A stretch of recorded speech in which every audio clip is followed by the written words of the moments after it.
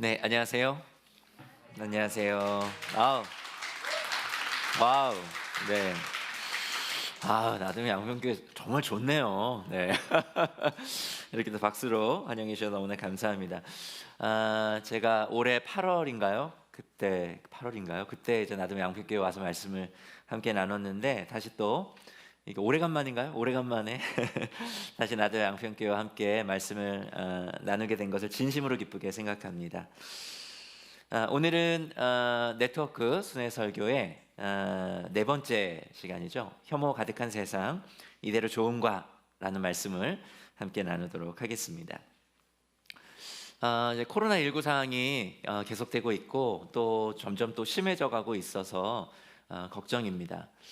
이 코로나19 팬데믹 상황의 한복판에 5월 25일에 미국에서는 이 아프리카계 미국인인 조지 페리 플로이드라고 하는 한 흑인이 경찰에 의해서 체포되던 중에 이 경찰의 무릎에 목이 짓눌려 가지고 사망한 사건이 있었습니다. 여러분 기억하시나요? 이 조지 플로이드가 경찰에 의해서 체포되어서 이제 제압 당하던 중에 이제 무릎으로 이제 제압을 당하다 보니까 이제 목이 짓눌려 가지고 숨을 쉴 수 없으니까 숨을 쉴 수가 없다. 그 제압하는 경찰에게 살려달라고 누차례 이제 반복했지만 결국에는 이 조지 플로이드는 그 제압 과정에서 질식되어서 목숨을 잃게 된 사건이었습니다. 이 사건이 일어나고 그 다음 날 오후부터 미국에서는 분노한 사람들의 시위가 여러 곳에서 이제 곳곳에서 일어났어요. 당연히 어떠한 시위였겠습니까? 인종차별과 그다음에 경찰의 강압적인 폭력에 저항하는 그런 시위였죠. 이런 인종차별적인 문제는 코로나19 상황 가운데 더욱더 심화되었습니다. 이 코로나19와 관련해서 이제 우리나라 국민들도 마찬가지예요. 우리나라 그 국민들도 이제 해외에 뭐 유학을 갔다든지 아니면 뭐 이민을 갔다든지 이런 이제 세계 곳곳에 흩어져 있는 우리나라 국민들도 뭐 미국, 영국, 호주, 독일 등에서 인종차별과 그로 인한 혐오로 인해서 피해를 입게 되는 사건들이 계속 이제 발생했습니다.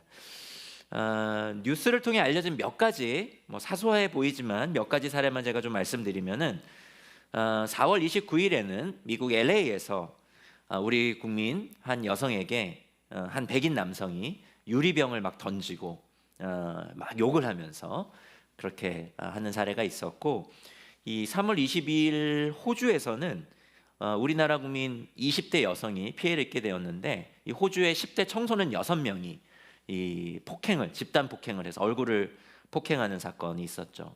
우리나라에 코로나를 가져왔다고 동양인을 보면서 그렇게 혐오하면서 폭행을 하는 일이 있었습니다. 이 혐오의 문제는 그렇기 때문에 은연중에 우리와는 상관없는 다양한 인종들이 사는 해외에서 일어난 일이라고 생각을 하기도 하지만, 글쎄 여러분들은 어떠십니까? 우리 역시 우리와 다른 정치적 입장을 가진 사람들, 생각과 문화와 종교가 다른 사람들, 그들에 대한 여러분들의 마음, 감정은 어떠신가요? 정도의 차이가 있을지 모르지만 혐오의 문제는 사실 우리 모두의 문제이기도 합니다. 이 수천 년 전에 한 사람에게도 이 혐오는 동일한 문제였는데요, 도무지 사랑할 수 없는 어떤 대상을 극혐했던 한 사람의 이야기를 오늘 여러분과 나눠보려고 합니다. 오늘 우리가 함께 나눌 말씀은 요나서인데요, 저는 오늘 요나서 전체를 나눌 것입니다. 나들은 양평교회 수준을 믿기 때문에 그렇습니다. 네. 그리고 나들은 양평교회는 이미 박정원 목사님을 통해서 요나서를 한번 공부했죠. 그래서 제가 다른 교회에서는 요나서 전체를 좀 읽고 오십시오 그렇게 했는데, 양평에는 뭐 이미 보진 않았지만 그렇지만 우리가 전부를 다루겠지만 전부를 읽을 수는 시간 관계상 없기 때문에 일부분을 읽어가면서 말씀을 나누려 합니다. 먼저 요나서 1장 1절에서 10절까지입니다. 그렇게 길지 않으니까요, 저와 여러분이 함께 읽도록 하겠습니다. 온라인으로 예배드리시는 분들도 하나의 말씀을 소리내어 읽는 것은 매우 유익합니다. 함께 소리내어 한번 읽어보시죠. 읽겠습니다. 시작. 주님께서 아미떼의 아들 요나에게 말씀하셨다. 너는 어서 저 큰 성읍 니느웨로 가서 그 성읍에 대고 외쳐라. 그들의 죄악이 내 앞에까지 이르렀다. 그러나 요나는 주님의 낯을 피하여 스페인으로 도망가려고 길을 떠나 욥바로 내려갔다. 마침 스페인으로 떠나는 배를 만나 백삭을 내고 사람들과 함께 그 배를 탔다. 주님의 낯을 피하여 스페인으로 갈 셈이었다. 주님께서 바다 위로 큰 바람을 보내시니 바다에 태풍이 일어나서 배가 거의 부서지게 되었다. 뱃사람들은 두려움에 사로잡혀 저마다 저희 신들에게 부르짖고 저희들이 탄 배를 가볍게 하려고 배 안에 실은 짐을 바다에 내던졌다. 요나는 벌써부터 배 밑창으로 내려가 누워서 깊이 잠들어 있었다. 마침 선장이 그에게 와서 그를 보고 소리를 쳤다. 당신은 무엇을 하고 있소? 잠을 자고 있다니. 일어나서 당신의 신에게 부르짖으시오. 행여라도 그 신이 우리를 생각해 준다면 우리가 죽지 않을 수도 있지 않소. 뱃사람들이 서로 말하였다. 우리가 어서 제비를 뽑아서 누구 때문에 이런 재앙이 우리에게 내리는지 알아봅시다. 그들이 제비를 뽑으니 그 제비가 요나에게 떨어졌다. 그들이 요나에게 물었다. 우리에게 말하시오. 누구 때문에 이런 재앙이 우리에게 내렸소? 당신은 무엇을 하는 사람이며 어디서 오는 길이요? 어느 나라 사람이요? 어떤 백성이요? 그가 그들에게 대답하였다. 나는 히브리 사람이요 하늘에 계신 주 하나님 바다와 육지를 지으신 그분을 섬기는 사람이요. 요나가 그들에게 자신을 알고 겁에 질려서 그에게 소리쳤다. 어쩌자고 당신은 이런 일을 하였소? 요나에게 전해진 하나님의 말씀은 아주 단순합니다. 이 다른 선지서들에는요, 이 선지자들이 받은 말씀들이 매우 풍성하게 담겨져 있고 선지자들은 그걸 반복적으로 수차례 당신이 전할 대상들을 향하여 이렇게 메시지를 전하죠. 선지서들을 보면 하나님의 말씀이 많이 남겨져 있지만 요나서는요, 하나님의 말씀이 많지도 어렵지도 않습니다. 정말 단순하고 분명해요. 2절의 말씀을 보면 하나님께서 요나에게 주셨던 말씀 어떤 말씀입니까? 니느웨로 가서 하나님의 말씀을 외치라 하는 것이었어요. 그런데 어찌된 일인지 여러분 잘 아시는 것처럼 요나는 니느웨로 가지 않습니다. 대신 요나가 향한 곳은 어디죠? 스페인. 새 번역은 우리가 이해하기 쉽게 스페인을 번역했지만 개역 성경은 다시스로 번역했어요. 이 다시스와 니느웨, 하나님께서 가라고 하신 니느웨와 그다음 요나가 간 다시스의 방향이 지역이 어딘지 한번 지도를 한번 보실까요? 화면 한번 보시죠. 네, 보이십니까? 니느웨, 다시스. 사실 당시 그는 고대 사회였기 때문에 그 사람들이 지리적 이해가 오늘날 우리처럼 그렇게 많지는 않았습니다. 많지는 않았어요. 그런데 당시에 이스라엘 사람들의 전 세계의 지리적 이해 속에서 니느웨의 가장 사실상 지구의 반대편 끝이 어디였냐면 지금 여러분이 보시는 것처럼 스페인 다시스였어요. 그러니까 요나는 자기 이해 수준에서 하나님께서 가라고 하신 방향의 가장 반대편 지구의 끝을 향하여 간 겁니다. 왜요?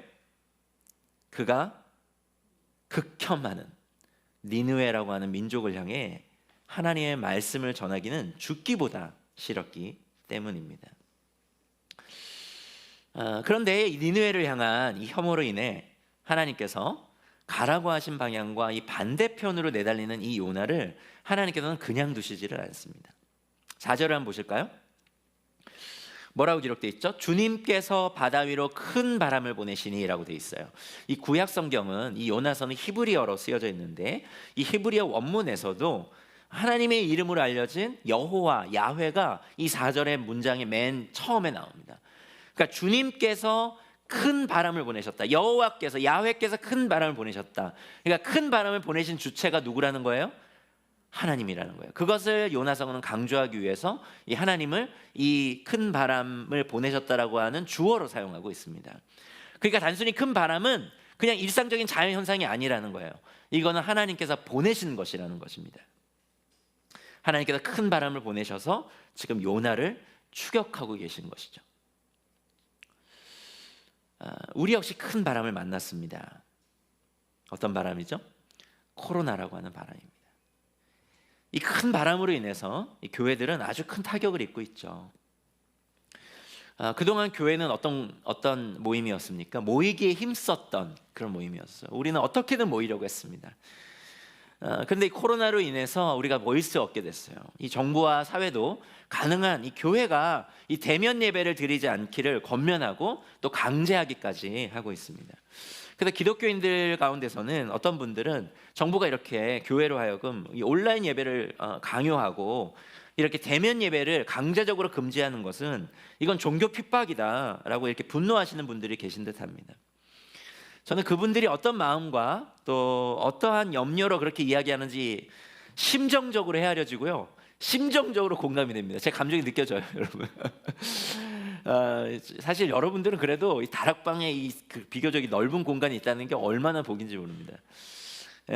저희 나들목 동행교회는 그 저희가 이제 소유한 공간은 이거의 4분의 1도 안 될걸요?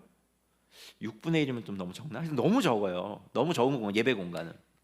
그래서 사실은 이렇게 자원봉사자들, 카메라, 뭐 뒤에 음향 시설, 뭐 기도하시는 분 이렇게 오면은 거의 이렇게 방역 지침을 지키고 예배를 드리는 인원이 거의 꽉 찹니다.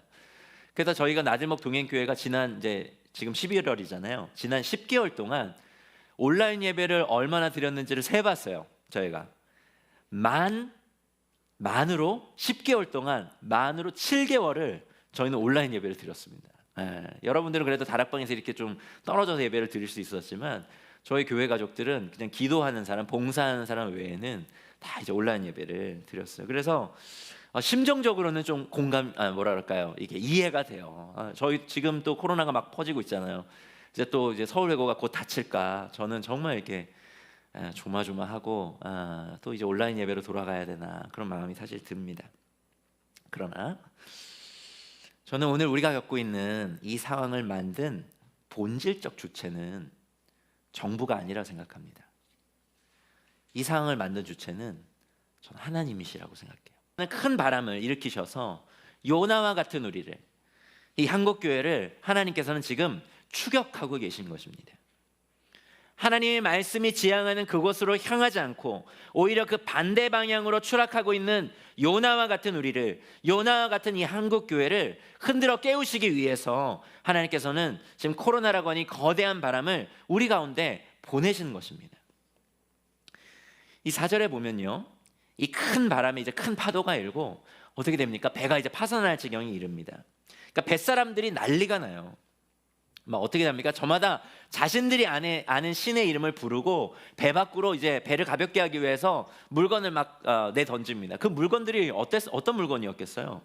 굉장히 값비싼 물건이었을 것입니다. 왜냐하면 다시스는 무역으로 굉장히 유명한 당시에 이스라엘 사람들에게 지구 반대편 끝이었거든요. 그렇기 때문에 무역을 하는 사람들이 많이 아마 그 배를 탔을 것이고 굉장히 값비싼 물건들을 아마 가져갔을 것입니다. 그거 밖으로 하면 쪽박 찰지 몰라요. 그래도 살아야 되니까 배 밖으로 막 던지는 겁니다. 또는 최소한 자기가 생존할 수 있는 아주 소중한 물건들만 챙겼을 것인데 그걸 아낌없이 막 배 밖으로 던집니다. 여러분, 그냥 뭐 대단한 상상력이 아니어도 우리가 그 배에 탔다고 생각해 보세요. 얼마나 두려움과 공포가 우리를 엄습했겠습니까? 그런데 그 난리 폭발했어요. 그런데 그 잠든 요나를 마침 선장이 만납니다. 하나님께서 요나에게 보내시는 추격이라는 건 제가 받아들일 수 있습니다. 왜냐하면 4절에 명확하게 나왔으니까. 그런데 어떻게 하나님의 두 번째 추격이 이 선장일 수 있죠? 선장은 하나님을 믿지도 않고, 만약에 그가 선지자라면 하나님의 두 번째 추격일 수 있잖아요. 우리가 뭐 당시 이스라엘 백성들이 정신 못 차리고 있으면 선지자들을 통해서 하나님께서 말씀하시잖아요. 근데 이 사람은 이방 사람이거든요. 하나님 믿지도 않거든요. 그런데 이 선장이 어떻게 하나님의 요나를 향한 두 번째 추격일 수 있습니까? 라고 반문하시는 분이 계실지도 모르겠습니다. 제가 주장하는 건 다 이유가 있습니다, 여러분. 근거가 있어요. 제가 그렇게 주장하는 이유는 이 선장이 요나를 깨우며 한 말 때문입니다. 선장이 요나에게 뭐라고 말하면서 흔들어 깨우고 있죠? 6절을 보십시오. 당신은 무엇을 하고 있어? 잠을 자고 있다니. 그 다음이 중요합니다. 선장이 뭐라고 말을 이어갑니까? 일어나서 당신의 신에게 부르짖으시오라고 요나에게 요구하죠. 개역성경에서는 이 말을 일어나서 내 하나님께 구하라, 외치라 이렇게 번역했습니다. 여기에서 사용된 동사 두 개의 동사를 주목해야 됩니다. 일어나라, 그다음 뭐죠? 외치라 혹은 구하라라고 하는 이 두 개의 동사를 통해서 요나를 깨우고 있어요. 그런데 이 두 개의 동사는요, 우리가 그 앞에서 이미 만났어요. 이 동사를 본 적이 있습니다. 어디서 봤죠? 2절에서 하나님께서 요나에게 명하신 말씀인 너는 일어나 저 큰 성읍 니느웨로 가서 그것을 향해 외치라. 제가 아까 하나님께서 요나에게 전해진 말씀은 매우 단순하다 그랬습니다. 하나님께서 요나에게 말씀을 하신 말씀에서는 사용된 동사가 3개밖에 없어요. 그 3개의 동사는 일어나라, 가라, 외치라 라고 하는 동사입니다. 그런데 히브리어로 완전히 동일하게 이 3개의 동사 중에 2개의 동사를 사용해서 이 선장이 지금 요나를 흔들어 깨우고 있는 거예요. 잠자고 있는 요나를 흔들어 깨우고 있는 겁니다. 일어나라, 외치라라고 깨우고 있는 거예요. 그 공동체의 위기 가운데 아무런 영향력과 리더십을 발휘하지 못하며 깊은 잠 가운데 빠져 있는 하나님의 말씀을 향해 가지 않고 그 반대 방향으로 내달리는 요나를 향하여 선장이 깨웁니다. 하나님의 말씀에 사용된 3개의 동사 중에 2개의 동사를 가지고 깨워요. 일어나라, 너의 신에게 외치라 라고 깨우고 있는 것입니다. 하나님께서는 지금 선장을 통해 요나를 지금 깨우고 계신 것입니다. 하나님께는 선장을 통해서 요나에게 요나가 거부한 당신의 그 말씀을 다시 반복해서 말씀하고 계시는 것이에요. 여러분, 하나님의 말씀은요, 교회 안에서만 들리는 것이 아닙니다. 특별히 교회가 깊은 영적인 잠을 자고 있을 때 때로는 하나님의 말씀이 세상의 복판에서 심지어 하나님을 믿지 않는 사람들을 통해서도 외쳐진다라고 하는 것이에요. 적어도 요나서는 그것을 우리에게 아주 분명하게 말씀하고 있는 것입니다. 얼마 전 그 한 설문조사에서 일반 국민을 대상으로 코로나19 이후 일반 국민들의 개신교인 이미지를 물었어요. 한번 화면 한번 보실까요? 응답한 사람들의 32%가 개신교들에 대한 이미지를 거리를 두고 싶은 이라고 그렇게 답을 했고, 그 다음에 30.3%는 이중적인이라고 답을 했고, 그리고 사기꾼 같은이라고 답을 한 사람은 29.1%였습니다. 그런데 불교 신자와 천주교 신자에 대한 그들의 이미지가 어땠는지 일반 국민들 똑같이 물었어요.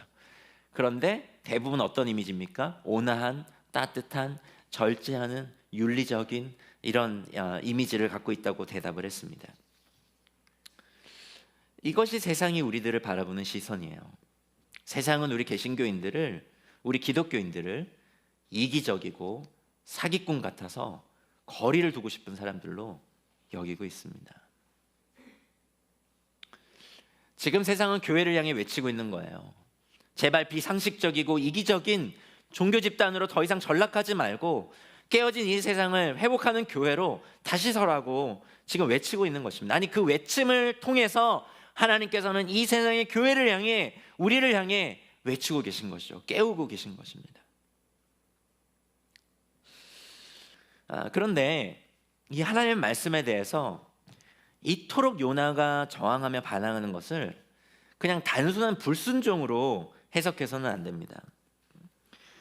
요나의 불순종에는요, 하나님의 말씀에 대한 그의 이 엄청난 이 저항에는 그보다 훨씬 깊은 이유와 원인이 있어요. 그것을 요나서는 아주 뛰어난 문학적 기법으로 우리에게 알려줍니다. 여러분, 그 글은요, 구조를 통해서도 메시지를 전해요. 그러니까 제가 설교를 준비할 때도 여러분들은 거의 잘 못 느낄지 모르지만은 제가 정말 많은 시간과 에너지를 들여가지고 고민하고 있는 게 뭐냐면 개요입니다. 개요. 구조를 짜는 일이에요. 그런데 특히 히브리 문학에서는 구조를 통해서 이 뭔가 메시지를 전하는데 그 중에 하나가 교차대꾸법을 사용해서 메시지를 전합니다. 그건 뭐냐면 가장 중요한 메시지를 가운데 두고요. 가장 중요한 메시지를 가운데 두고 그것을 대칭적으로 이렇게 나머지의 메시지를 그렇게 배열해서 가장 중요한 메시지는 이거예요라고 구조적으로 알려주는 그런 기법을 히브리 문학에서 많이 사용하는데 요나서 1장이 특히 그렇게 쓰여졌습니다. 잠깐 화면 한번 보시겠어요? 요나서 1장을 보면 여러분이 나중에 댁에 가셔서 한번 읽어보십시오. 요나서 1장을 보면은 이런 구조로 쓰여져 있어요. 처음에 선원들이 놀랍니다. 보면 아까 그 막 배 이렇게 큰 바람을 만나서 막 놀랐다 그랬잖아요. 그런데 마지막 절에도 보면은 주님을 두려워해요. 두려워한다라고 하는 표현들이 나오는데 선은 두려워합니다. 처음에도 아까 자신들의 신을 향하여 부르짖고 난리가 났다 그랬죠. 그런데 나중에는 그 다음에 끝에서 그 두 번째는 선원들이 주님께 기도를 드리는 게 나옵니다. 저기 위에서는 자신들의 신의 이름을 부르면서 기도를 드리고 여기에서는 하나님을 향해 기도를 드리는 내용들이 나와요. 이렇게 대칭적으로 이 요나서 1장이 이야기가 배열되어 있고 그 한 가운데에 구절이 배치가 되어 있습니다. 제가 거의 답을 다 드렸죠? 그럼 1장에서 가장 중요한 구절은 몇 절입니까? 9절이죠. 9절이죠. 이 9절이 요나서 1장을 해석하는 키입니다. 키예요. 근데 9절이 어떤 내용이 담겨져 있죠? 선장이 요나를 깨우고요. 그리고 뱃사람들이 이 도대체 큰 바람이 뭐냐? 그래서 이게 누구 때문이냐? 이거는 뭔가 이게 범상치 않은 지금 현상인데 그래서 제비를 뽑습니다. 그래서 그 큰 파도의 원인이 요나임이 밝혀져요. 그래서 사람들이 요나에게 묻습니다. 아니 누구 때문에 이런 재앙이 우리에게 내렸습니까? 당신은 무엇을 하는 사람이며 어디서 오는 길이고 어느 나라 사람입니까? 어떤 백성입니까? 막 질문을 막 쏟아내요. 그러자 9절에서 요나가 이렇게 대답하죠. 나는 히브리 사람이요 하늘에 계신 주 하나님 바다와 육지를 지으신 그분을 섬기는 사람이요. 이 9절에 기록된 이 요나의 이 고백, 자기소개, 이 답변이 요나가 하나님의 말씀에 그토록 강력히 저항한 이유가 담겨 있습니다. 때문에 요나서의 1장은 이 9절을 중심으로 교차 대꾸법을 사용해서 기록한 거예요. 여러분 언제나 성경은요 효율적으로 쓰여져 있어요. 왜 그럴까요? 무한하신 하나님에 대한 지식을 우리에게 전달하기 때문에 유한한 텍스트를 통해 전달하기 때문에 성경은 매우 효율적으로 쓰여져 있습니다. 그렇기 때문에 반복되는 건 정말 중요하다는 거고요. 또 아까도 얘기했던 것처럼 문장의 배열이라든가 순서 같은 경우를 통해서도 우리에게 메시지를 전합니다. 오늘 이 9절에서 요나의 자기소개 순서를 주목해 보세요. 요나는 자신을 소개하면서 뭐라고 소개합니까? 하나님을 섬기는 사람이라는 소개보다는 그보다는 앞세워서 자신이 히브리 사람임을 앞세워 소개하죠. 즉 그것이 그가 무엇을 가장 중요하게 여기며 최우선으로 여기며 살고 있는지 실제적인 그의 정체성이 무엇인지를 요나서는 우리에게 은연중 보여주고 있는 겁니다. 그는 실상 하나님을 믿는다고는 하지만 하나님 안 믿는다고 하진 않아요. 하나님을 믿는다고는 하지만 그가 가장 중요하게 여기고 있는 것은 바로 그가 히브리 민족이라고 하는 것입니다. 즉 히브리 민족주의적인 관점이 그가 세상을 살아가는 가장 최우선되는 그의 정체성이고 중심 가치고 세계관이라고 하는 것이에요. 히브리 민족이 그가 실제적으로 가진 최우선적 정체성이라고 하는 것입니다. 때문에 요나가 가장 우선하고 있는 그 관점에 반하는 것은 하나님의 말씀일지라도 받아들일 수 없었던 것입니다. 다시 말씀드릴까요? 요나는 히브리 민족주의적 정체성, 히브리 민족주의적 관점으로 세상을 분별하며 사는 사람이었기 때문에 그것이 그가 가지고 있는 가장 중요한 가치였기 때문에 그 가치에 반하는 것, 그 관점에 반하는 것은 하나님의 말씀일지라도 받아들일 수 없다라고 하는 것이에요. 요나서는 그것을 고발하고 있는 것입니다. 더군다나 그렇기 때문에 요나는 히브리인으로서 니느웨의 선의 말씀을 전한다? 니느웨가 하나님의 말씀에 반응해서 구원받고 돌아온다? 도저히 받아들일 수가 없는 거예요. 왜냐하면 그건 요나에게 절대 일어나서는 안 되는 일이기 때문에 그렇습니다. 왜요? 니느웨는 심판의 대상이지 멸망의 대상이지 구원받아서는 안 되는 자신의 극혐의 대상이었거든요. 그가 히브리 민족으로서 그토록 니느웨를 혐오한 나름의 이유가 있어요. 여러분 요나를 너무 수준 낮게 보시지 마십시오. 요나는 나름의 이유가 있습니다. 이 니느웨는요 아시리아 제국의 마지막 수도였습니다. 이 아시리아 제국은 당시에 가장 극도로 잔혹한 그런 제국이었어요. 역사를 다스렸던 제국 가운데 이 주변 나라를 정말 잔인하게 짓밟았고 그 포로들을 대하는 게 특히 너무 잔인했습니다. 그 아시리아 제국의 잔인함이 그 역사적 기록으로 남겨져 있는데 당시의 제국의 왕들이 자기의 정복 기사를 남겨두고 있거든요. 거기에 몇 가지만 제가 인용을 해보겠습니다. 아수르 나실팔 2세 정복 기사에는 이렇게 기록되어 있어요. 나는 산꼭대기를 강습하여 탈취했다. 그 막강한 산지 요셉 한복판에서 나는 적들을 무수히 목베었다.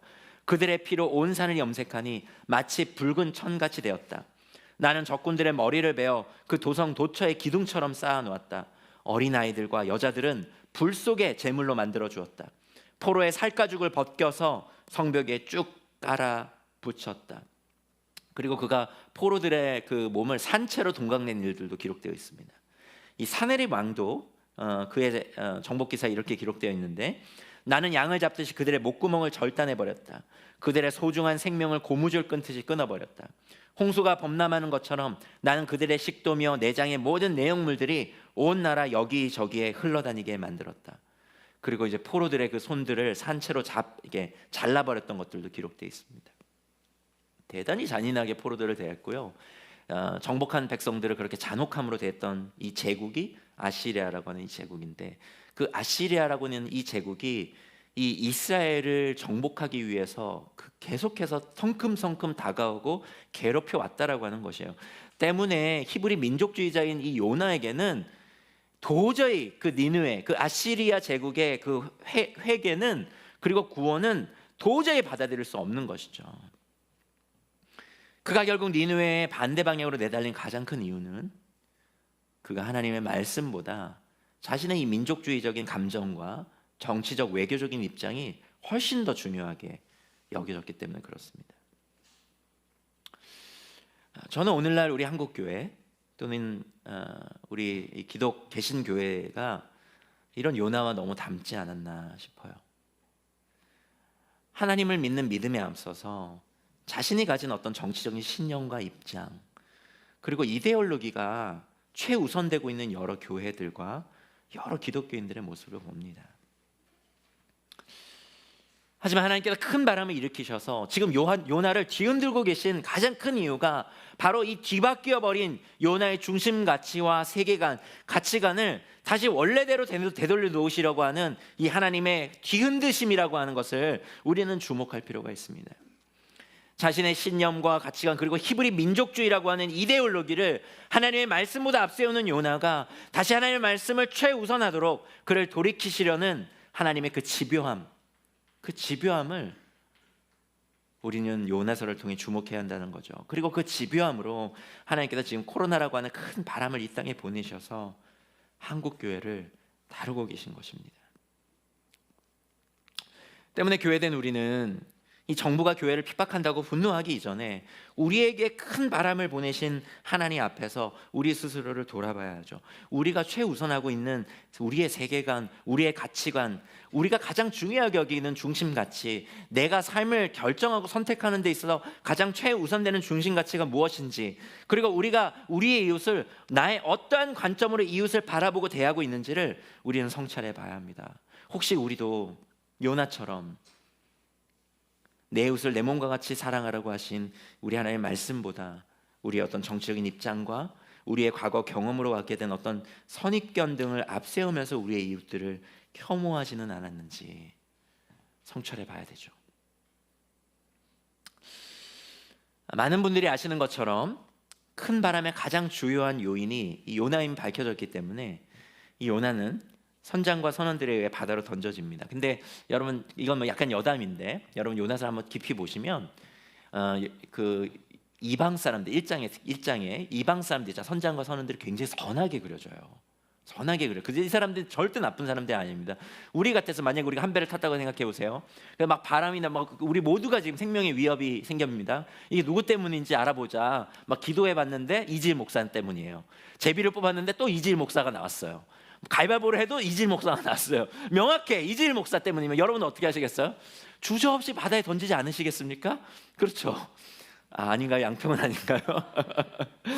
근데 이 선장과 선원들은 그러지 않아요. 요나임이 밝혀줘도 어떻게든 같이 가려고 합니다. 어떻게든 같이 가려고 하는데 바람이 더 거세지고요. 그리고 요나 스스로가 나 때문이다, 바다에 나를 던져라라고 했기 때문에 어쩔 수 없이 바다에 던져요. 여담이긴 하지만 어쨌든 그래서 바다가 비로소 잔잔해집니다. 그리고 요나가 어떻게 되죠? 큰 물고기를 만나서 잡혀 먹게 되죠. 그죠? 여러분 잘 아시죠? 그리고 이제 뱃속에서 3일을 지내면서 하나님께 기도하게 됩니다. 그 기도의 내용이 2장인데 2장도 되게 중요해요. 박정호 목사님을 통해서 좀 들으셨겠지만 2장도 신학적으로 굉장히 중요한 사실 본문입니다. 어쨌든 근데 오늘 우리가 2장을 다루지는 않겠어요. 근데 어쨌든 그렇게 3일이 지나 물고기 뱃속에서 기도하는 3일이 지나고 물고기가 다시 육지로 나와서 어떻게 합니까? 요나를 뱉어내죠. 그리고 하나님께서는 요나에게 다시 두 번째 기회를 주십니다. 우리 그 부분을 한번 읽어볼까요? 요나 3장 1절 10절인데 뭔가 설교가 끝날 듯 한데 다시 시작되는 그런 불길한 느낌이죠. 네, 3장 요나 3장 1절에서 10절. 네, 저와 여러분들이 한번 소리를 내서 한번 읽어보겠습니다. 읽겠습니다. 시작. 주님께서 또다시 요나에게 말씀하셨다. 너는 어서 저 큰 성읍 니느웨로 가서 이제 내가 너에게 한 말을 그 성읍에 외쳐라. 요나는 주님께서 말씀하신 대로 곧 길을 떠나 니느웨로 갔다. 니느웨는 둘러보는 데만 사흘길이나 되는 아주 큰 성읍이다. 요나는 그 성읍으로 가서 하룻길을 걸으며 큰 소리로 외쳤다. 40일만 지나면 니느웨가 무너진다. 그러자 니느웨 백성들은 하나님의 말씀을 믿고 금식을 선포하고 그들 가운데 가장 높은 사람으로부터 가장 낮은 사람에 이르기까지 모두 굵은 베옷을 입었다. 이 소문이 니느웨 왕에게 전해지니 그도 임금의 의자에서 일어나 걸치고 있던 임금의 옷을 벗고 굵은 베옷을 입고 잿더미에 앉았다. 왕은 니느웨 백성에게 다음과 같이 선포하여 알렸다. 왕이 대신들과 더불어 내린 칙명을 따라서 사람이든 짐승이든 소떼든 양떼든 입에 아무것도 대서는 안 된다. 무엇을 먹어도 안 되고 물을 마셔도 안 된다. 사람이든 짐승이든 모두 굵은 배옷만을 거치고 하나님께 힘껏 부르짖어라. 저마다 자기가 가던 나쁜 길에서 돌이키고 힘이 있다고 휘두르던 폭력을 그쳐라. 하나님께서 마음을 돌리고 노여움을 푸실지 누가 아느냐. 그러면 우리가 멸망하지 않을 수도 있다. 하나님께서 그들이 뉘우치는 것 곧 그들이 저마다 자기가 가던 나쁜 길에서 돌이키는 것을 보시고 뜻을 돌이켜 그들에게 내리시겠다고 말씀하신 재앙을 내리지 않으셨다.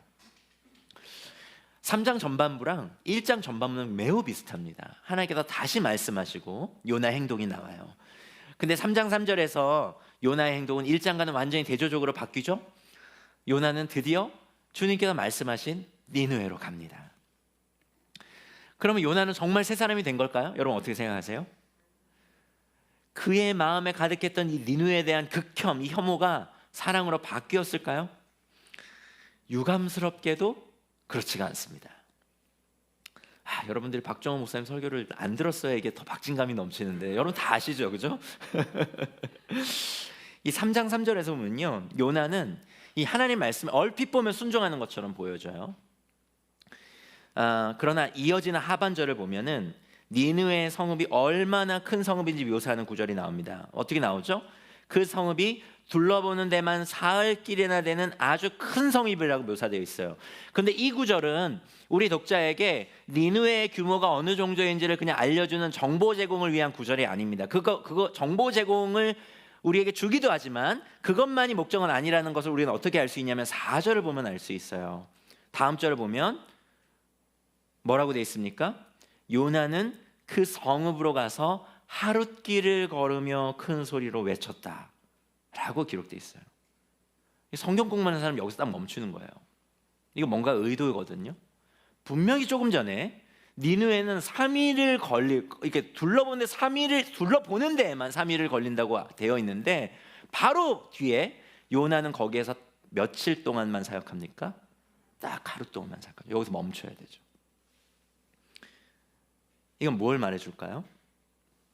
지금 요나는 최선을 다해 하나님의 말씀을 전하고 있지 않은 것입니다. 얼핏 보면 하나님의 말씀대로 순종하는 것처럼 보이지만 지금 흉내만 내고 있는 거예요. 저는 이제 아이가 셋인데요.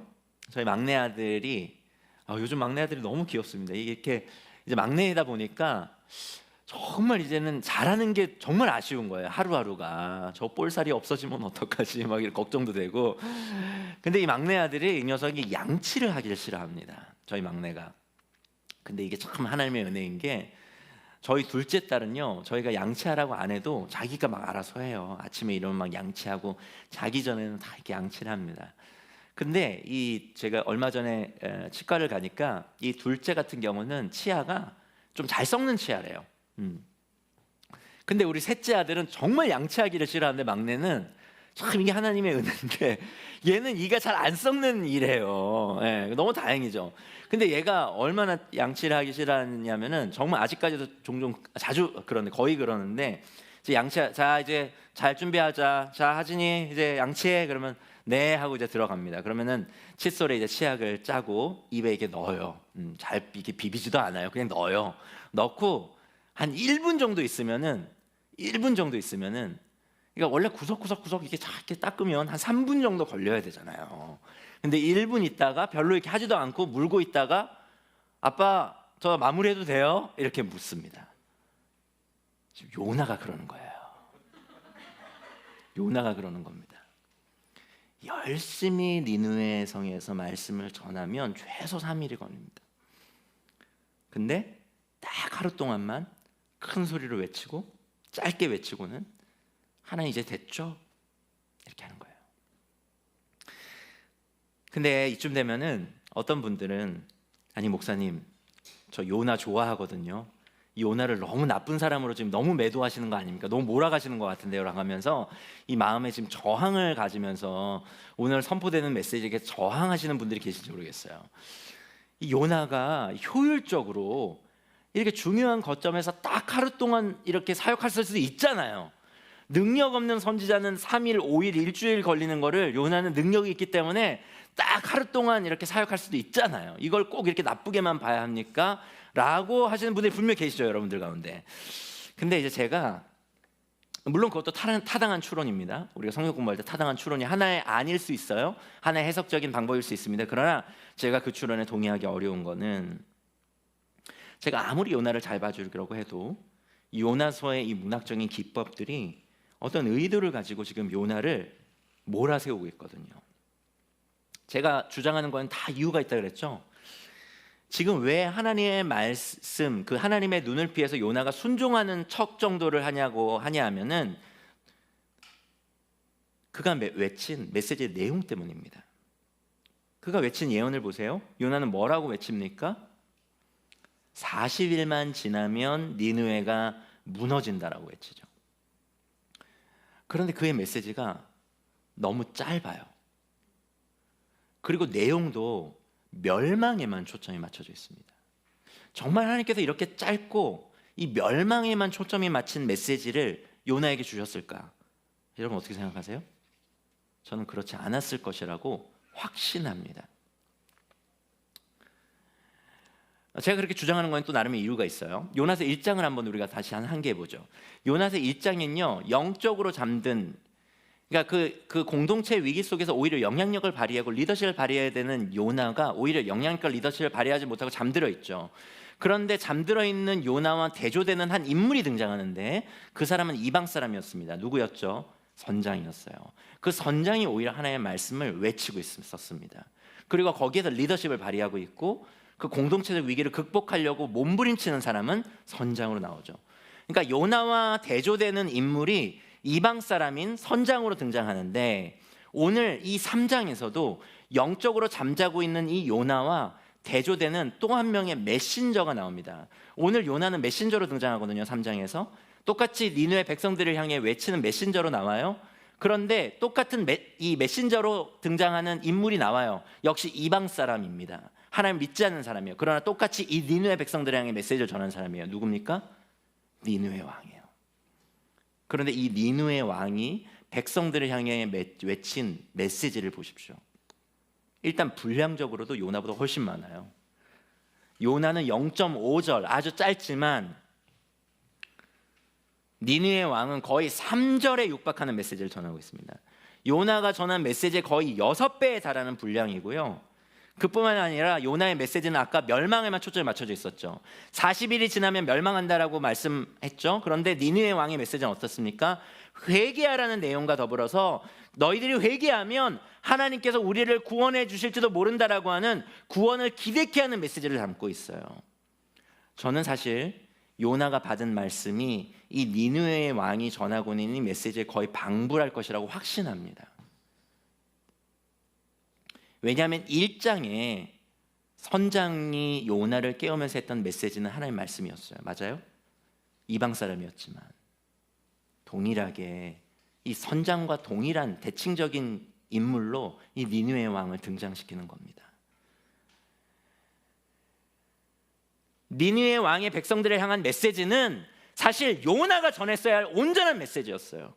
그런데 요나는 그러지를 않았습니다. 그는 하나님의 말씀 중에서 자기가 좋아하는 부분만 취사 선택했어요. 니느웨 멸망에 관한 부분만 취사 선택해서 아주 최소한으로 순종하는 척하면서, 그렇게 표면적으로 순종하는 척하면서 그가 니느웨의 사역을 아주 최소한으로 하고 있는 것입니다.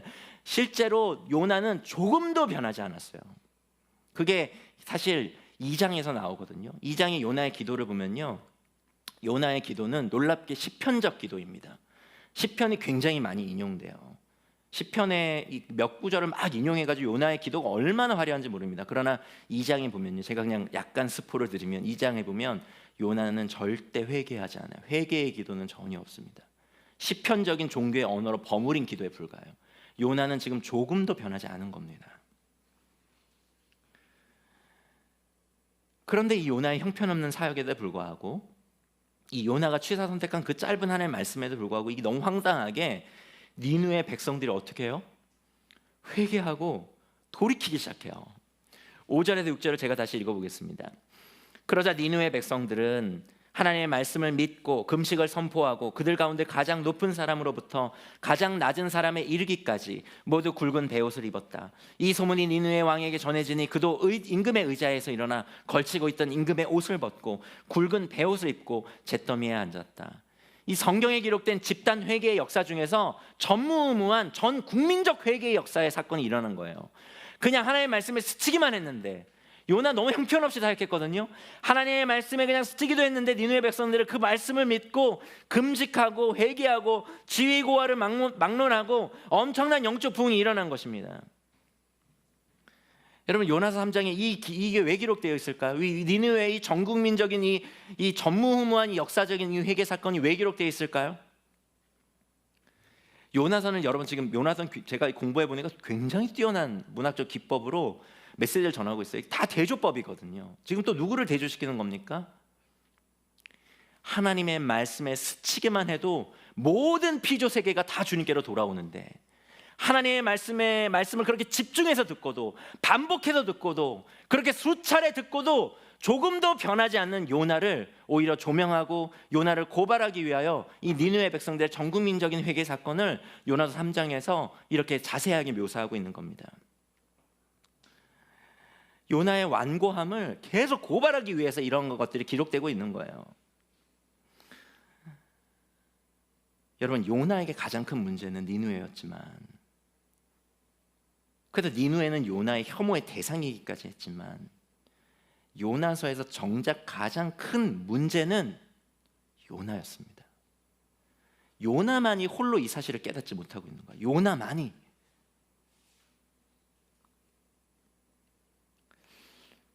사실 많은 사람들은요, 나에 대해서 가장 객관적으로 잘 알고 있는 사람이 나 자신이라고 생각합니다. 여러분 어떠세요? 그래서 예를 들면 누군가가 여러분에게 부정적인 피드백을 하거나 여러분에 대해서 약간 비판을 하거나 여러분의 잘못을 지적하면 여러분들 대뜸 여러분 마음 가운데 어떤 정황이 생기나요? 네가 나에 대해서 뭘 알아? 그런 마음이 확 들지 않나요? 우리 모두는 우리 자신이 나 자신을 가장 잘 객관적으로 잘 알고 있다고 생각해요. 하지만 어쩌면 우리 자신이 우리가 가장 잘 모르는, 가장 잘 객관적일 수 없는, 잘 모르는 두 가지의 존재가 있다면 자기 자신이고 자기 자식입니다. 이건 제 명언이에요. 제 명언. 자기 자신과 자기 자식이 우리가 가장 잘 모르고 객관적이지 못하는 두 존재입니다. 요나처럼 말이죠. 제가 최근에 한 논문을 통해서 이 도덕적 면허 효과, 도덕적 허가라고 하는 개념을 알게 됐어요. 여러분 들어보셨어요? 도덕적 면허 효과, 도덕적 허가. 이게 뭐냐면 과거에 이 선행을 해가거나 또는 도덕적인 행동을 하면은 자신이 도덕적이라고 스스로 생각해서 이후에 때로 행하게 되는 나쁜 일에 대해서 스스로 정당화하게 된다라고 하는 그런 이론입니다. 이 런던 정경대학 마가릿 올미스톤하고 그리고 캘리포니아 주립대학 엘라니 왕이 포천 500대 기업을 대상으로 이 사회적 책임과 그 다음에 사회적 무책임 사이의 관계를 살펴봤어요. 근데 놀랍게도요, 친환경 경영, 윤리 경영, 또 여러 사회 공헌을 위한 사회적 책임에 투자를 많이 했던 기업들이 나중에는 부도덕하고 무책임한 행동을 한다는 연구 결과를 발표했어요. 이것이 도덕적 허가의 가장 대표적인 예입니다.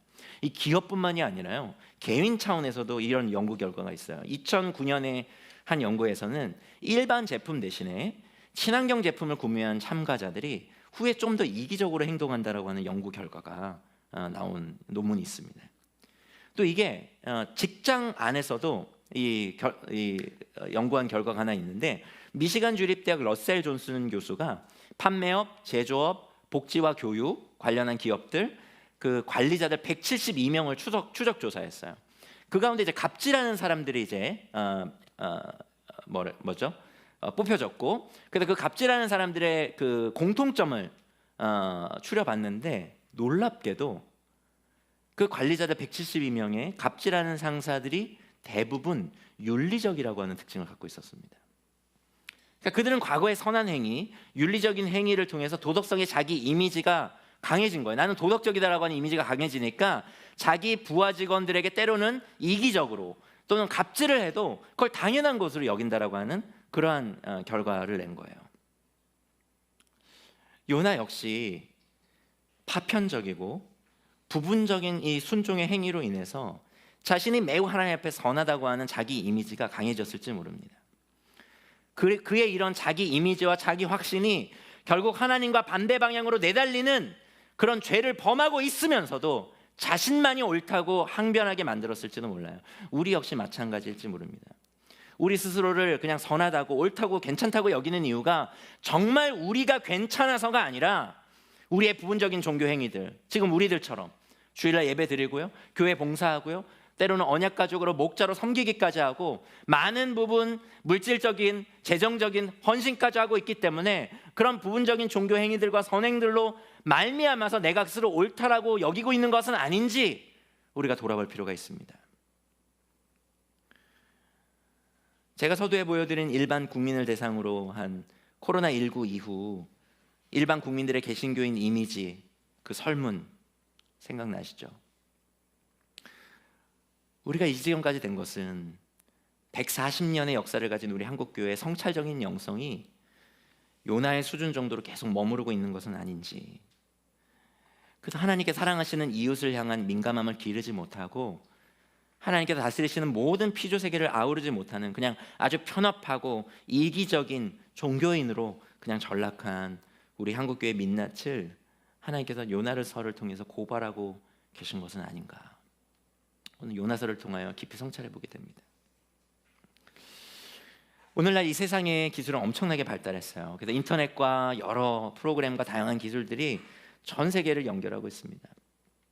오늘 제가 이렇게 하는 이 설교도 뭐 전 세계에서 볼 수 있죠. 사실은 유튜브를 통해서 역사가 시작된 이래로 이렇게 연결된 때가 있었나, 그런 생각을 해보게 됩니다. 근데 아이러니하게도 서로 간의 대화, 이 마음과 마음이 이어지는 대화는 점점 사라져 가고 있는 것 같아요.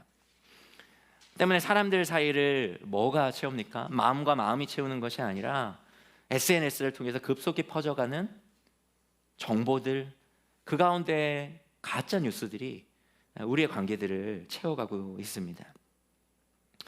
무엇보다 심각한 것은 그 가짜 뉴스들을 통해서 자신과 다른 입장에 서 있는 자들을 향한 혐오와 실제적인 폭력이 세계 곳곳에서 점점 더 많이 일어나고 있다는 하는 것이에요. 여러분, 얼마 전에 미국 대선도 마찬가지죠. 총기가 엄청나게 팔렸다는 소식을 들었습니다. 많은 사람들이 긴장했어요. 군대가 배치되고요.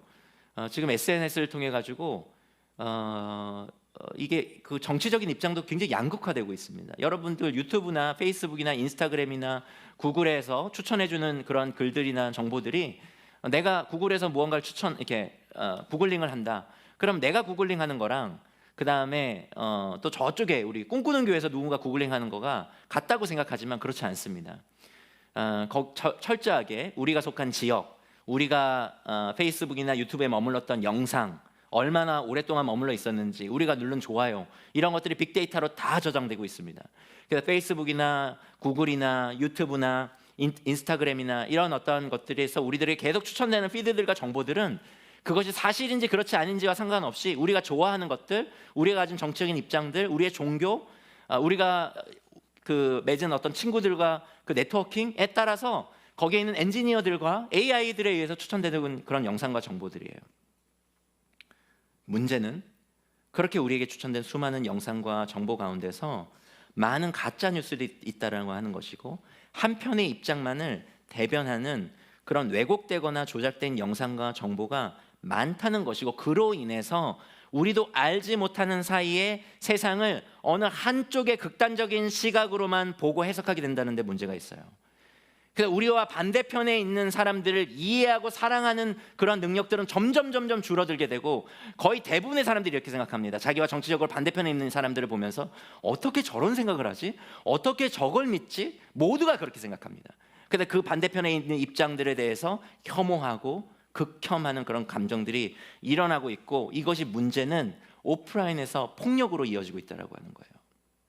우리나라에는 그렇게 많지 않죠. 우리나라는 특히 총기가 소유가 자유롭지 않기 때문에 많지 않지만, 다른 미국이나 태국이나 이런 곳에는 실제적인 오프라인에서의 폭력과 이런 시위들로 말미암은 폭력 시위들이 이런 일들로 일어나고 있는 것이 대단히 문제 심각성이 있습니다. 우리는 세상이 죄로 깨어져 있음을 알죠. 때문에 우리는 이 가짜 뉴스들과 여러 악의적인 왜곡이 우리가 사는 세상에 가득하다는 것을 인지해야 됩니다. 그렇기 때문에 우리의 정치적인 입장과 여러 세상을 해석하는 관점이 동일한 어떤 뉴스나 정보를 나눌 때에는 그것이 가짜 뉴스는 아닌지, 물론 분별이 굉장히 어렵긴 하지만, 그러나 그것이 어떤 악의적인 왜곡과 누군가를 선동하고 조작하는 의도로 만든 것은 아닌지 늘 조심하고 검토하면서 그걸 사람들에게 공유해야 돼요. 우리가 이 땅에서 계속 증폭되고 있는 혐오를 멈추기 위해서 첫째로 해야 되는 것은 혐오를 증폭시키는 거짓을 분별하고 경계하는 것입니다. 이를 위해서 SNS에서 계속 추천해주는 정보나 어느 한편에서의 입장의 이야기만 들어서는 안 돼요. 교회 내에는 다양한 정치적인 입장과 견해를 가진 사람들이 있다는 것을 인정해야 됩니다. 나와 다른 입장을 가진 이들을 혐오하거나 판단하지 않고, 그들도 그리스도 안에 있는 한 형제와 자매임을 인정하면서 그들의 이야기에 귀를 기울이고, 또 우리의 입장만을 너무 독단적으로 주장해서도 안 돼요. 근데 여러분, 제가 오늘 하는 이 말에 오해는 하지 마셔야 합니다. 교회 안에서 우리 교회가 무조건 정치적인 입장과 생각을 나누는 것이 잘못되었다고 얘기하는 것이 아닙니다. 또 우리가 어떤 정치적인 활동을 해서는 안 된다는 것을 말씀드리는 것도 아니에요. 당연히 양비론을 취하자는 것도 아니고 모든 문제를 회피하자는 것도 아닙니다. 다만 나와 다른 이를 타자화해서 그를 악마화함으로 인하여 세상에 계속 혐오와 폭력을 일으키는 그 세상의 죄악과 맞서 싸우자고 하는 것입니다. 선으로 악을 이기자는 것을 말씀드리는 거예요. 계속 증폭되어지는 이 땅의 혐오의 연쇄 반응을 교회로서 끊어내자는 것입니다. 이 싸움에 승리하는 가장 좋은 방법은 사랑의 근력을 키우는 것이에요. 그리고 사랑의 근력을 키우는 가장 좋은 방법은 우리의 관계 가운데 사랑스러운 사람이 아니라 사랑스럽지 않은 니느웨 같은 사람을 사랑하는 것입니다. 이 세상은 우리의 사랑의 대상을 계속 협소하게 줄여갈 것입니다. 그리고 그에 대한 좋은 명분들도 제공할 거예요. 그래서 세상은요, 우리에게 우리가 사랑스러운 사람들만 사랑할 수 있는 세상을 선물해 줄 것입니다. 좋은 명분을 주면서요. 하지만 요나서의 말씀은 우리로 하여금 이러한 세상살이 방식을 거절하게 만들죠. 왜 그렇습니까? 하나님께서 우리를 이끄시는 곳이 어디예요? 니느웨이기 때문에 그렇습니다. 사랑할 수 없는 사람들이 가득한 땅, 나의 극혐의 대상, 도저히 이해할 수 없는 나의 원수들이 사는 그 땅, 하나님의 말씀은 우리를 그곳으로 이끌기 때문에 그렇습니다.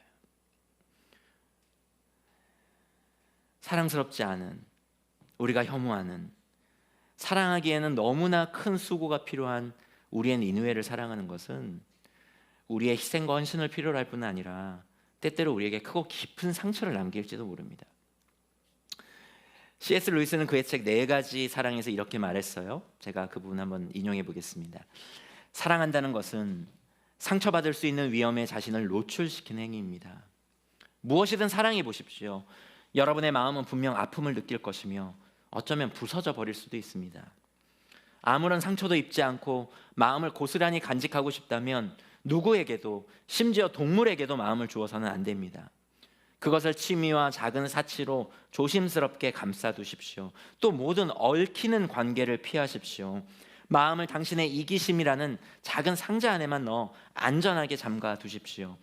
그러나 안전하고 어두우며 움직임도 공기도 없는 그 작은 상자 안에서도 그것은 변하고 말 것입니다. 부서지지는 않을 것입니다. 깨뜨릴 수 없고 뚫고 들어갈 수도 없을 것입니다. 그러나 구원받을 수 없는 상태가 되고 말 것입니다. 천국을 제외하고 여러분이 사랑의 모든 위험과 동요로부터 완벽하게 안전할 수 있는 유일한 장소는 지옥뿐입니다. 코로나는 많은 사람들을 경제적 위기로 내몰 것입니다. 저는 그 순간 교회의 진면목이 드러날 것이라고 생각해요. 모두가 자신의 지갑과 마음을 닫을 것입니다. 왜요? 우리가 예측할 수 없는 위기와 위험이 가득한 세상이기 때문에 그렇습니다. 모두가 자기에게 닥쳐올 미래의 위험과 위기에 대비할 거예요. 그 대비를 위해서 자기의 마음과 지갑을 닫을 것입니다. 그러나 그때 누군가의 위험과 위기를 위해서 기꺼이 자신의 지갑과 마음을 열어서 자신의 것을 나누는 건 대단한 모험이죠. 그런데 저는 그 모험을 할 수 있는 유일한 사람들은 오직 그리스도인들 뿐이라고 생각합니다. 왜요? 하나님께서 자신의 삶을 영원이라고 하는 시간 속에서 하나님의 무한한 자원으로 채워주실 것을 믿는 사람들이 바로 그리스도인들이기 때문에 그렇습니다. 다시 한번 말씀드릴까요? 하나님께서 자신의 삶을 영원이라고 하는 시간 속에서 하나님의 무한한 자원으로 채워주실 것을 믿는 사람들만이 이 위대한 모험에 자신의 삶을 던질 수 있기 때문에 그래요. 이러한 믿음으로 인해서 기꺼이 자신에게 올 위험 부담과 상처, 고통을 감내하면서 자신의 것을 나누는 그런 희생을 주저하지 않는 교회의 진면목을 저는 아들목 양평교회를 통해 보고 싶습니다. 요나서의 마지막은 이렇게 끝이 나요. 제가 한번 읽어보겠습니다. 주님께서 말씀하셨다. 내가 수고하지도 않았고 내가 키운 것도 아니며 그저 하룻밤 사이에 자라났다가 하룻밤 사이에 죽어버린 이 식물을 내가 그처럼 아까워하는데 하물며 좌우를 가릴 줄 모르는 사람들이 12만 명도 더 되고 짐승들도 수없이 많은 이 큰 성읍 니느웨를 어찌 내가 아끼지 않겠느냐. 요나서에서는 요나와 대조되는 이방 사람들을 통하여 요나를 조명하기도 하지만 또 하나의 특징은 하나님께서 피조 세계를 총동원하셔서 요나를 추격하십니다. 1장에서는 큰 바람을 동원하시고요, 2장에서는 큰 물고기를 동원하시고요, 그리고 4장에서는 큰 넝쿨 식물을 등장시키셔서 이 팔레스타인의 태양볕은 굉장히 뜨겁거든요. 그래서 이 몸의 탈수를 빨리 일으킬 정도, 사람의 생명을 위협하기도 하는 그런 태양빛이기 때문에 이 큰 넝쿨이 이 요나가 앉아 있는 곳에 이렇게 그늘을 만들어 주니까 요나가 그걸 무척 기뻐합니다. 근데 이번에 하나님께서 한 벌레를 예비하셔가지고 그 넝쿨 식물을 삽시간에 사라지게 만드니까 막 요나가 막 짜증과 분노를 막 쏟아내거든요. 그때 요나를 향해서 하나님께서 하시는 이 말씀이 요나서의 끝절이에요. 그 요나에게 반문하시는 거거든요. 근데 특이하게도 이 하나님의 이 반문에 요나의 응답, 요나의 대답, 요나의 반응이 나오지를 않고 요나서는 이렇게 끝이 납니다. 왜일까요? 그것은 이 질문에 대해 답해야 하는 사람이 더 이상 요나가 아니기 때문에 그렇습니다. 하나님께서 그 대답을 듣고 싶어 하시는 사람은 바로 우리입니다. 너희가 그토록 혐오하는 그 니느웨를 내가 어찌 아끼지 않겠느냐. 하나님의 질문에 여러분들 어떻게 답하시겠습니까? 우리 시간 오늘 주신 말씀을 다시 곱씹어 보면서 1분 정도 침묵의 시간을 갖도록 하겠습니다.